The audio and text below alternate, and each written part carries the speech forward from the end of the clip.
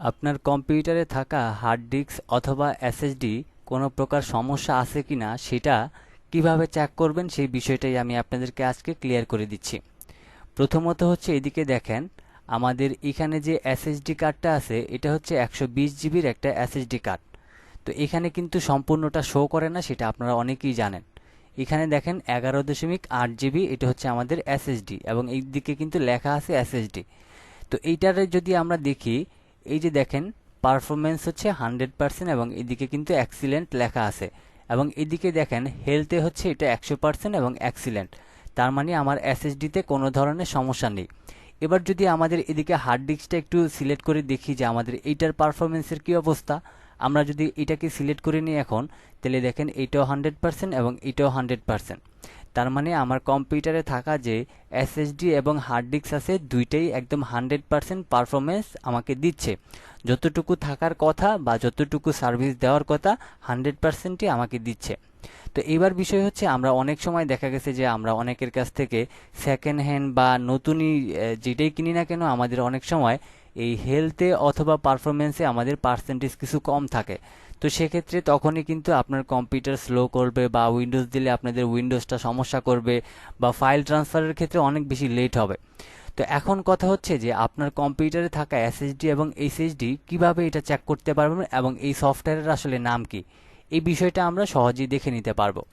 তো নর্মালি হচ্ছে আমি এখান থেকে কেটে দিলাম। এখানে দেখেন আমার যে সফটওয়্যারটা আছে এটা হচ্ছে হার্ড ডিস্ক। আমাদের এখানে যে নামটা আছে এটা আমি আপনাদেরকে একটু দেখাই দিচ্ছি,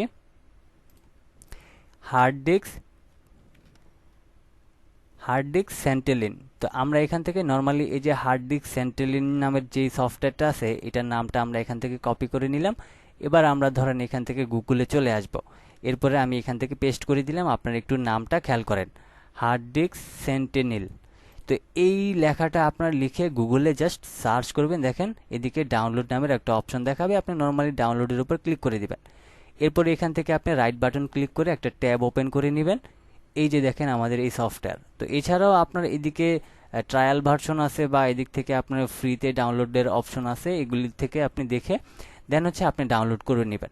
তবে আপনি হচ্ছে এখান থেকে আমরা যে দ্বিতীয় লিঙ্কটাতে আসলাম, এই যে এই লিঙ্কটা থেকে আপনি ডাউনলোড করে নেবেন। ঠিক আছে, এটা দেখেন ফ্রি টু ট্রাই।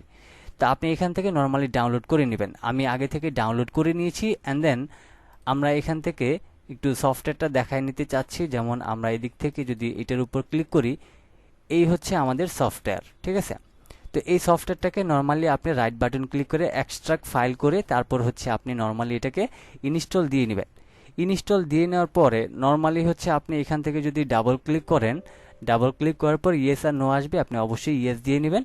ইয়েস দিয়ে নেওয়ার পর এরপরে এখান থেকে অটোমেটিক্যালি উপরে যেটা থাকবে সেটা সিলেক্ট করা থাকবে। যেমন আমাদের এসএসডিতে হচ্ছে আমাদের উইন্ডোজটা দেওয়া, সেজন্য আমাদের এদিক থেকে কোনো ধরনের সমস্যা নেই, আমাদের সব কিছু এক্সিলেন্ট আছে এবং 100% আছে। এবং আপনি চাইলে এখান থেকে আপনার হার্ড ডিস্কের পারফরমেন্স কেমন সেটাও কিন্তু দেখে নিতে পারেন। তো নর্মালি এই সফটওয়্যারের মাধ্যমে কিন্তু আপনি সহজেই চাইলে দেখে নিতে পারবেন যে আপনার কম্পিউটারের হার্ড ডিস্ক অথবা এসএসডি কোনো ধরনের সমস্যা আছে কিনা। এবার একটা গুরুত্বপূর্ণ কথা বলে রাখি, অনেক সময় দেখবেন যে অনেক জায়গা থেকে আপনারা নতুন হার্ড ডিস্ক কিছু কম দামে পাচ্ছেন। তো সেইগুলির কিন্তু এই পারফরমেন্স এবং হেলথ এগুলি কিন্তু ভালো থাকে না, এগুলি 70, 80, 75 এরকম থাকে। তো সেই ক্ষেত্রে আপনি যদি সেই টাইপের আপনি হার্ড ডিস্ক অথবা এসএসডি ব্যবহার করেন, সেক্ষেত্রে কিন্তু আপনার পারফরমেন্স কিন্তু খারাপ হবে। যেমন উইন্ডোজে ঝামেলা করবে, স্লো করবে, হ্যাং করবে, ফাইল ট্রান্সফারের সমস্যা করবে, এই সমস্যাগুলি আপনাদের হার্ড ডিস্ক অথবা এসএসডির জন্য হয়ে থাকে। তো আশা করছি বিষয়টা ক্লিয়ার করতে পেরেছি। আজকের মতো এই পর্যন্তই ছিল। সবাই ভালো থাকবেন, সুস্থ থাকবেন। আল্লাহ হাফেজ।